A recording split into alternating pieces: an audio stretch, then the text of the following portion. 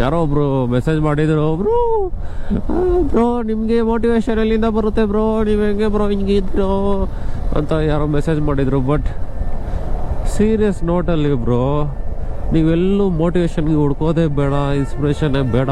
Just ನಿಮ್ಮ situation ನೋಡಿ, ದೇವರು ಲೈಫ್ ಕೊಟ್ಟಿದ್ದಾರೆ ಅಂದರೆ ಅದು ಹೆಂಗೆ ಯೂಸ್ ಮಾಡ್ತಾ ಇದ್ದೀರ ಅಂತ ನೋಡಿ. ಫಸ್ಟ್ ಆಫ್ ಆಲು ಹೆಂಗೆ ವೇಸ್ಟ್ ಮಾಡ್ತಾ ಇದ್ದೀರ ಅಂತ ನೋಡಿ.